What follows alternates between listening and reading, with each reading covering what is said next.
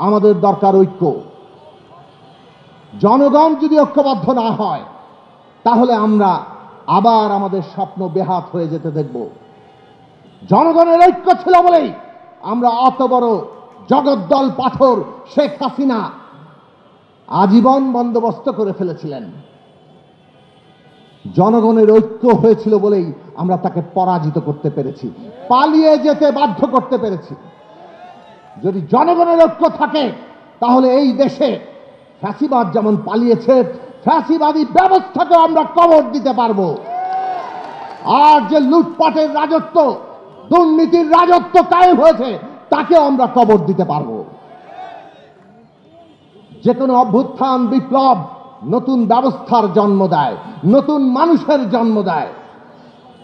সেই স্বপ্ন নিয়ে আমরা এখনো চলছি, কিন্তু আমরা অনেক লক্ষণ দেখছি যেন পুরনো ব্যবস্থাই আবার আমাদের মধ্যে জায়গা করে নিচ্ছে। আমরা দেখলাম শহীদের পরিবাররা তারা আর্তনাদ করছে, তাদের রাষ্ট্রীয় মর্যাদা এখনো হয় নাই, শহীদের পরিবারের দায়িত্ব এখনো হয় নাই, আহতদের চিকিৎসা এখনো হয় নাই, তাদের জীবনের দায়িত্ব নেওয়া হয় নাই। অন্তর্বর্তী সরকার, আপনারা যদি নতুন রাজনৈতিক বন্দোবস্তে যেতে চান তাহলে প্রথম কাজ দরকার ছিল এই শহীদের মর্যাদা এবং তাদের দায়িত্ব নেওয়া, আহতদের চিকিৎসা এবং তাদের দায়িত্ব নেওয়া। কেন ব্যর্থ হলেন? কেন এখনো আর্তনাদ শুনতে হয়? তার জবাব আপনাদের দিতে হবে।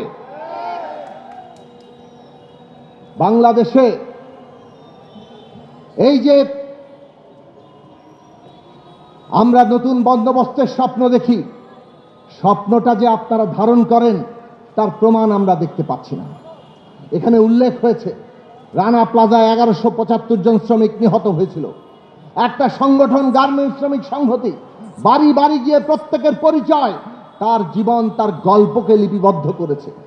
তাদের ক্ষতিপূরণ, তাদের সমস্ত পাওনা, সেগুলো পাওয়া নিশ্চিত করেছে। আর আজকে আপনাদের এত বড় রাষ্ট্রযন্ত্র, আপনারা এখনো শহীদের তালিকা করতে পারেন না, মর্যাদা দিতে পারেন না, আহতদের চিকিৎসা করতে পারেন না। এইটা আমরা আর গ্রহণ করতে পারি না। 5ই আগস্টের মধ্যে আপনাদের ব্যাখ্যা আমরা চাই। আর বক্তব্য সংক্ষেপ করার কারণে শেষ কথাটা বলি। আমাদের দেশে এই যে ফ্যাসিবাদী শাসন, গুম খুন, অত্যাচার, ত্রাসের রাজত্ব, তার ভিত্তি কি ছিল? ক্ষমতা দিয়ে টাকা পয়সা, ধন সম্পদ আহরণ করা। ক্ষমতা দিয়ে টাকা পয়সা, ধন সম্পদ আহরণ করতে গিয়ে ব্যাংক, বিমা, ব্যবসা, বাণিজ্য, সমস্ত উন্নয়ন প্রকল্প সব খেয়ে ফেলেছিল তারা। এবং তার ভাগ বাটোয়ারা দেশের সমস্ত রাষ্ট্রের প্রতিষ্ঠানগুলো, তার কর্তা ব্যক্তিদের, এমনকি মায় আর অনেক নিচ পর্যন্ত দুর্নীতিগ্রস্ত করে সবাইকে কিছু কিছু ভাগ দিয়ে রাষ্ট্র শক্তিকে পকেটে ঢুকিয়ে তারা বাংলাদেশকে নিয়ন্ত্রণ করতে চেয়েছে। কাজেই আমাদের মনে রাখতে হবে, নতুন রাজনৈতিক বন্দোবস্ত মানে যেমন এই এককেন্দ্রিক ক্ষমতার বদল, ক্ষমতার ভারসাম্য, ক্ষমতার জবাবদিহিতা, তেমনি এই ক্ষমতা ব্যবস্থা যে লুটপাট আর দুর্নীতির বন্দোবস্ত করেছিল তার সমূলে উৎপাটন। লুটপাট, দুর্নীতি যদি আমরা বন্ধ করতে না পারি, এই দেশে নতুন ক্ষমতা ব্যবস্থা প্রতিষ্ঠা হতে পারবে না, নতুন বন্দোবস্ত প্রতিষ্ঠা হবে না। আর সেইটা যদি করতে হয় তাহলে আসুন, আমাদের মধ্যে যে বিভেদের জায়গা ছিল, নানাভাবে কখনো জাতিবাদী, কখনো ধর্মবাদী, কখনো নারী বিদ্বেষী, নানা অবস্থান নিয়ে আমাদের এখানে মানুষে মানুষে বিভাজন তৈরির চেষ্টা হয়েছে।